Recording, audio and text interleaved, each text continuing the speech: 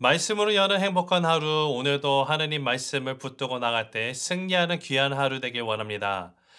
출애굽 과정을 우리가 다른 눈으로 바라보면은 애굽과 이스라엘 백성 사이에서 역전이 발생했다라는 것을 우리가 보게 됩니다. 자, 오늘 이제 마지막 재앙 하나만 남아 있는데요. 어쩌면은 기나긴 싸움이 드디어 끝나게 되는 것을 우리가 보게 될 때 하나님은 바로가 태양의 신의 화신이기는커녕 한치 앞도 보이지 않는 흑암 가운데 있는 자임을 드러내시고 마지막 심판을 선언하고 계심을 우리가 오늘 본문 말씀인 출애굽기 11장 1절에서 10절을 통해서 함께 보게 됩니다.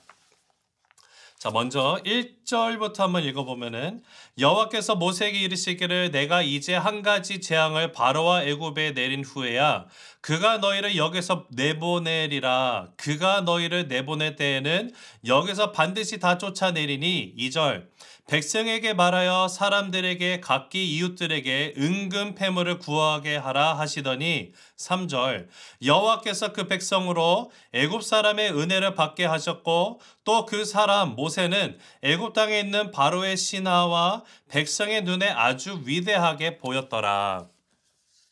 바로와 모세가 다시는 서로의 얼굴을 보지 않겠노라고 선언을 했던 것을 우리가 어제 말씀을 통해서 마지막에 봤습니다.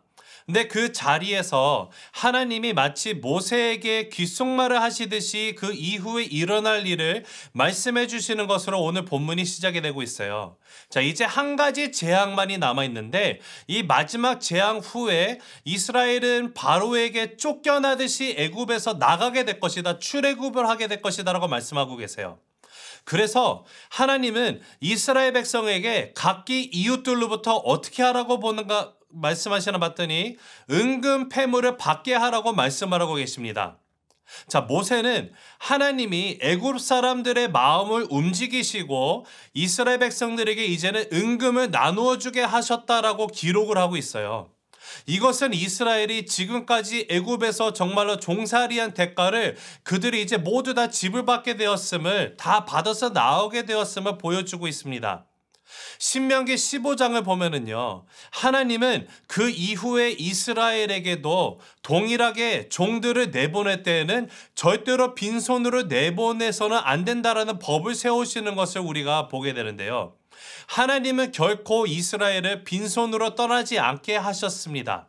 하나님의 때에 하나님의 섭리에 따라서 이스라엘은 생각지도 못했던 해방을 맞게 되는데 그 맞게 된 해방이 그냥 자유의 몸으로 나가는 것이 빈손이 아니라 정말 가득 은금을 챙겨서 나가게 되었다는 것을 우리가 보게 되는 것입니다. 자, 계속해서 4절부터 보면은요. 모세가 바로에게 이르되 여호와께서 이와 같이 말씀하시기를 밤중에 내가 애굽 가운데로 들어가리니 애굽 땅에 있는 모든 처음 난 것은 왕 위에 앉아 있는 바로의 장자로부터 맷돌 뒤에 있는 몸종의 장자와 모든 가축의 처음 난 것까지 죽으리니 6절 애굽 온 땅에 전무후무한 큰 부르짖음이 있으리라. 자, 하나님이 이스라엘에게는 나갈 준비를 시키시고 있는데 바로에게는 마지막 심판의 예고를 전하고 계십니다. 밤중에 애굽 땅에 있는 모든 처음 난 것이 다 죽을 것이라고 말씀하고 계세요. 커다란 슬픔이 임할 것임을 예고하고 계십니다. 자, 여기 장자로 번역되어 있는 히브리어가 베코르라는 단어인데요. 이 베코르라는 히브리 단어에는 솔직히 성별의 구별이 없습니다. 성별의 구별 없이 처음 난 것을 가리키고 있어요. 그러하기 때문에 이것이 무엇이냐면은 딸만 있는 집안에도 첫 딸은 큰 딸은 재앙을 피할 수 없다라는 뜻이에요. 하지만 이스라엘 백성에게는 이 재앙이 임하지 않을 것입니다. 자, 7절 8절이죠. 그러나 이스라엘 자손에게는 사람에게나 짐승에게나 개 한 마리도 그 혀를 움직이지 아니하리니 여호와께서 애굽 사람과 이스라엘 사이를 구별하는 줄을 너희가 알리라 하셨나니 왕의 이 모든 신하가 내게 내려와 내게 절하며 이르기를 너와 너를 따르는 온 백성은 나가라 한 후에야 내가 나가리라 하고 심히 노하여 바로에게서 나오니라. 자, 지금까지는 바로가 모세를 왕궁을 불렀었습니다. 근데 이 10번째 마지막 재앙 후에는 어떻게 되는가 봤더니 바로가 모세를 찾아오게 된다라는 것이에요. 바로가 모세를 찾아와서 이스라엘을 내보내게 될 것이라는 말을 남기고 모세는 바로를 떠납니다. 자, 하나님의 경고를 듣지 않았던 바로는요, 결국에는 자신과 애굽 백성들에게 그 어떤 것보다도 큰 고통을 안기고 나서야 이스라엘을 내보내게 된다라는 사실이죠.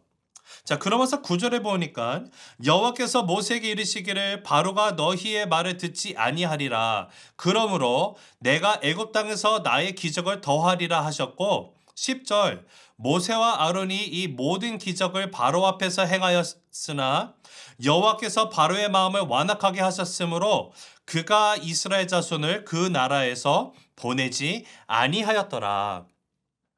자, 모세는 10가지 재앙이 모두 바로가 그 마음을 완악하게 해서 하나님의 말씀을 듣지 않았기 때문에 일어난 것임을 선언하고 있습니다. 분명하게 선언을 하고 있어요.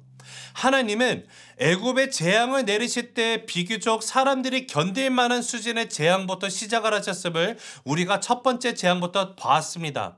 물론 이 우박 재앙을 제외하면은 사람이 죽은 재앙은 없었어요. 자, 우박 재앙의 경우도 하나님의 경고를 들으면 사람이나 가축은 죽지 않았을 것이에요. 재앙을 내리실 때마다 모세와 아론을 보내서 분명히 하나님을 경고하셨고, 또 바로가 거짓으로라도 뉘우치는 척을 했으면은 그 재앙을 없애주기도 하셨었습니다. 하나님은 바로에게 회개할 기회를 주시기 위해 이처럼 여러 번 걸쳐 점진적인 재앙을 내리셨던 것이었어요. 하지만 바로는 자신의 완악함 때문에 모두를 커다란 고통과 슬픔으로 몰아넣게 되었습니다. 사람이 고통을 당하는 원인은요, 우리가 잘 생각해 보면은 대부분 외부에 있는 것이 아니라 내 안에서, 내부에서, 내 자신 안에서 그 모든 것이 시작됨을 우리가 보게 됩니다. 바로 또한 동일해요. 하나님을 인정하지 않는 그의 내부로부터 시작된 그 죄로 인해서 모든 이들이 고통을 받게 되었습니다. 여러분, 인생이 고통스러운 이유는요, 그 마음의 완악함과 죄악 때문에 시작이 되는 것이 대부분입니다. 바로는 끝까지 이를 인정하지 않고 하나님께 굴복하지 않고 자기의 힘을 믿고 욕심을 채우려다가 파멸하는 인간의 전형이라고 우리가 생각할 수가 있습니다. 자, 저와 여러분 또한 우선 바로와 같은 어리석고 악한 모습이 우리 자신 가운데, 모습 가운데 없지는 않는지 살피기를 간절히 바랍니다. 또 주위에 이런 어리석은 태도를 가진 사람들이 있다고 하면은 모세와 같이 하나님의 진리를 전해야 할 줄로 믿습니다. 지금 회개할 죄가 있다면은, 또는 권면해야 할 사람이 있다면은 주님 앞에 먼저 우리가 무릎으로 기도하며 나아가는 그 귀중한 시간이 되기를 간절히 주님의 이름으로 축원합니다. 기도하시겠습니다. 사랑의 하나님 아버지, 감사합니다. 오늘 말씀을 통해서 다시 한번 모든 것에 주권자 되시는, 주관하시는 하나님의 그 주권을 인정하고 나가길 원합니다. 하나님, 내 상황 가운데 혹시나 정말 그 어려움과 고통과 환난과 이해가 가지 않는 그런 사건 가운데 놓여 있습니까? 하나님, 이 모든 것의 원인을 외부에서 찾는 것이 아니라 내 자신을 다시 한번 돌아볼 수 있는 시간이 될 수 있도록 주님 인도하여 주시옵소서. 혹시 주님 앞에 회개해야 될 죄가 있으면은 회개하게 하시고, 주님 누군가에게 권면하는 그 음성을 들려주시는 사람이 있으면은 하나님, 모세가 담대하게 전했던 것처럼 하나님의 그 메시지를, 아직 늦지 않았다라는 그 메시지를 전하고 나가는, 그런 메시지를 전하는 메신저의 역할을 하고 나가는 하루가 되게 인도해 주시길 바랍니다. 무엇보다도 날마다 주 앞에 무릎으로 나갈 때 하나님의 주권을 인정하고 나가게 하시고, 그러할 때 나의 삶을 통하여서 하나님의 역사하심이 온전히 드러나는 데 쓰임받는 그런 증거로 쓰임받는 삶이 되게 하여 주시옵소서. 감사드리며 살아계신 예수 그리스도 이름으로 기도드립니다. 아멘.